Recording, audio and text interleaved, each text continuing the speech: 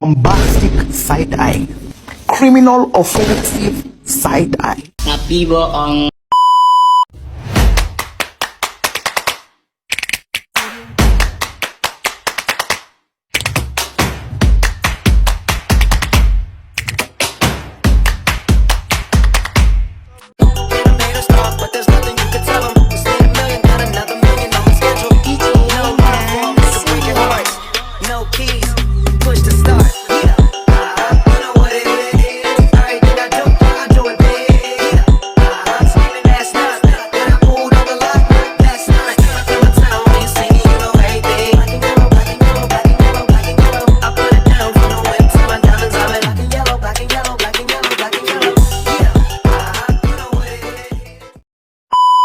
Pembahasan yang akan kelompok kami sampaikan yaitu tentang materi mutasi, pengertian dan proses mutasi. Mutasi adalah suatu dampak dari perubahan urutan nukleotida pada DNA. Organisme yang mengalami mutasi disebut mutan dan proses mutasi disebut mutagenesis.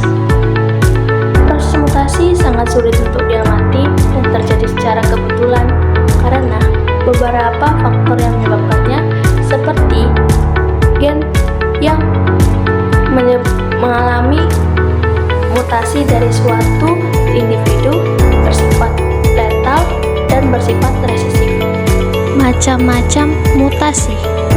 Pertama, berdasarkan materi genetiknya. Berdasarkan materi genetiknya terbagi menjadi dua, yaitu yang pertama itu ada mutasi gen. Nah, mutasi gen ini adalah perubahan yang terjadi pada susunan dan struktur molekul DNA. Mutasi ada dua macam, yaitu yang pertama mutasi titik dan mutasi transposisi. Lanjut itu kita yang kedua, aberasi atau mutasi kromosom. Nah, mutasi kromosom itu adalah perubahan yang terjadi karena meliputi struktur atau jumlah kromosom. Mutasi kromosom dapat digolongkan menjadi dua, yaitu yang pertama perubahan struktur kromosom atau istilah aberasi. Ada 6 macam aberasi, yaitu yang pertama delesi, yang kedua duplikasi, yang ketiga translokasi, yang keempat isokromosom, yang kelima inversi, dan yang keenam katenasi. Nah, yang kedua itu perubahan jumlah kromosom atau istilah ploidi.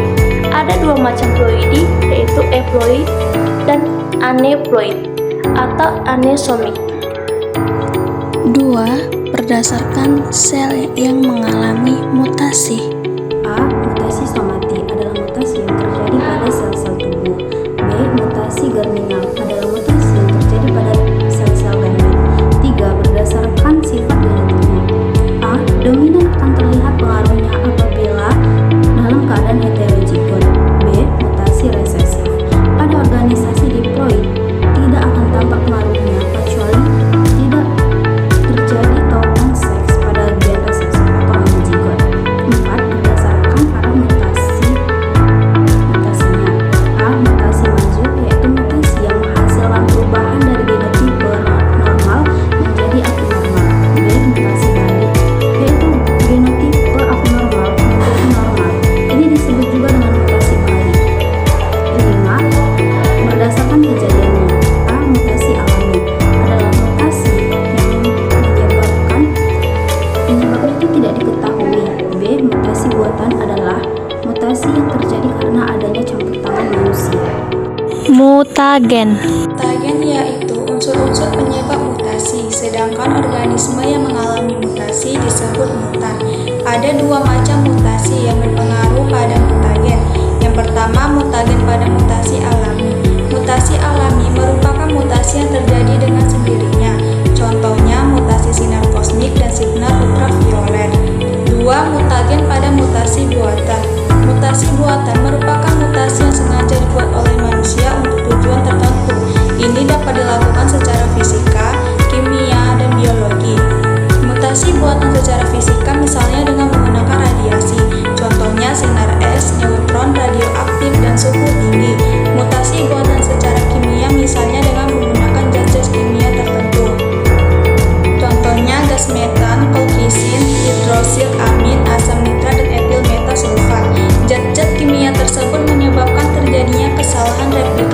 pada kromosom, sehingga susunan kimia kromosom tersebut menjadi berubah. Selanjutnya, mutasi buatan secara biologi disebut juga rekayasa genetik, salah satunya dengan penyisipan gen, rekombinasi gen.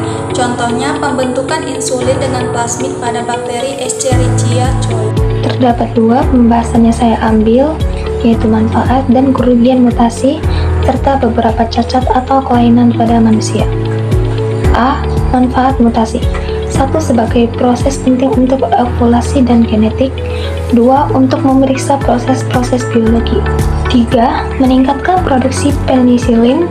4. Meningkatkan hasil panen produksi pangan. B. Kerugian mutasi. Kerugian mutasi yaitu dapat menyebabkan munculnya suatu penyakit, misalnya kanker, cacat, atau kelainan, dan bahkan menyebabkan kematian. Berikut beberapa cacat atau kelainan pada manusia, yaitu 1. Sindrom Turner dengan jumlah kromosom 45 dengan karyotipe 22AA tambah XO atau 44AA tambah XO. Kelainan kromosom ketika perempuan lahir hanya memiliki satu kromosom X. Sindrom Turner, kromosom seks yang hilang atau tidak lengkap. Gejala sindrom Turner ketika bayi dilahirkan adalah 1. Leher tampak lebar dan terlihat seperti bersengaput. Saat anak-anak remaja hingga dewasa, gejalanya berupa 1. Pertumbuhan terlambat. 2. Kurang tinggi secara signifikan pada dewasa. 3. Terhambatnya perkembangan organ seksual selama masa pubertas. 2. Sindrom Klinefelter dengan jumlah kromosom 47 dengan karyotipe 22AA tambah XXY atau 44A tambah XXY. Suatu kondisi genetik ketika laki-laki lahir dengan salinan kromosom X tambahan. Sindrom Klinefelter tidak diwariskan, melainkan hanya terjadi sebagai akibat dari kesalahan genetik acak pembuahan. Ciri-ciri sindrom: perkembangan motorik seperti duduk, merangkak, dan berjalan mengalami keterlambatan, serta terlambat bicara, otot lemah, dan testis tidak turun, hanya ada satu.